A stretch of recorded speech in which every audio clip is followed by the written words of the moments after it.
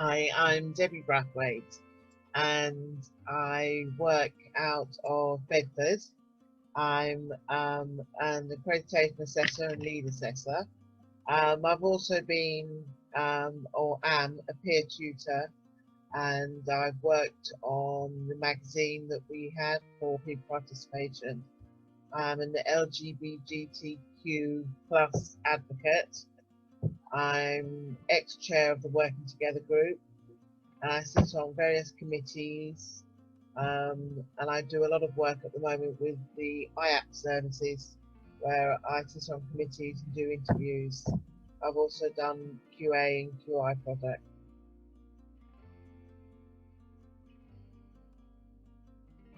Well, they're service standards that have been put together and administrated by service users.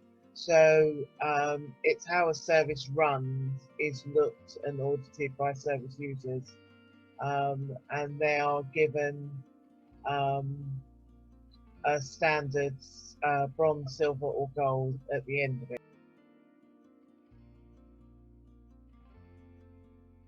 I was interested in making the service better, but also commending the good and outstanding service that we get, so that they could be given the recognition that they deserve as well. Because people are all too happy to complain, but are not so good at giving praise. So this way we're giving praise back.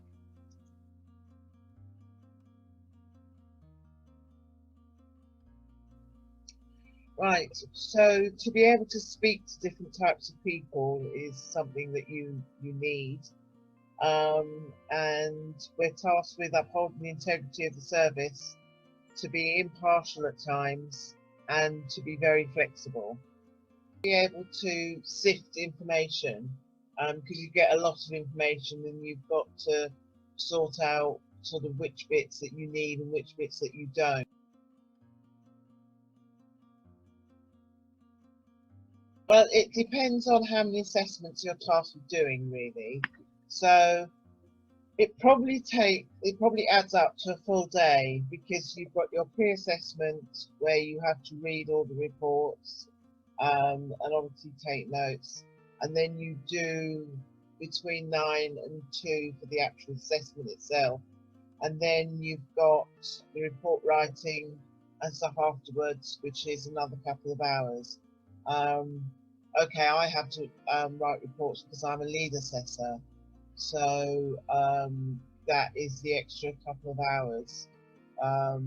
But generally, I'd say um, it's the amount that you spend doing the assessment, so that's 9 till 2, and then just an extra hour, say, for any other bits that may crop up.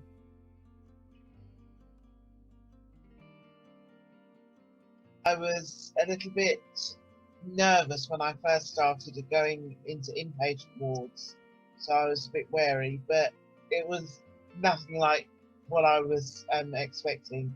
It was okay, and it's nice to get to know the service users, and it's nice to let them know that they're being listened to.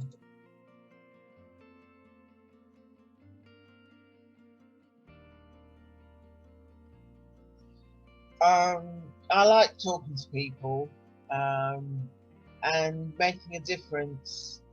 As I said before, reassuring service users that change can happen, um, and that the actual accreditation process does bring about change.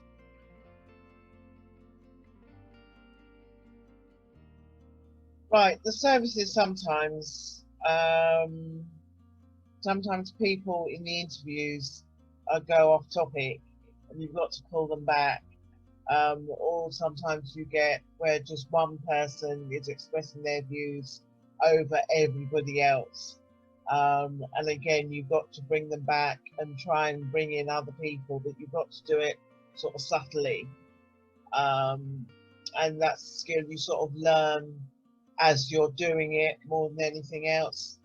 Um, you can sort of be prepared a bit within your training, but until you're you hit the ground running. It's not something that you might be used to doing.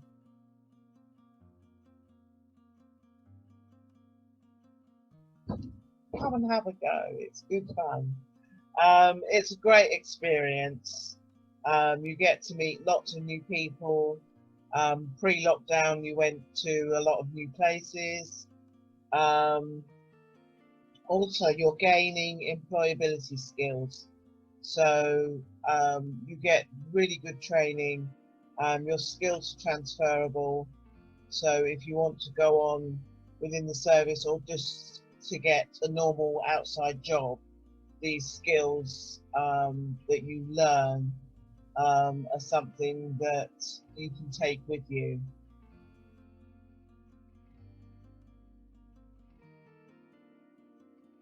Well, I enjoy doing the assessments. What I'd like to do is I'd like to be able to sit on a panel once, just to see how the end product is done and how they reach their decisions depending on what we've done.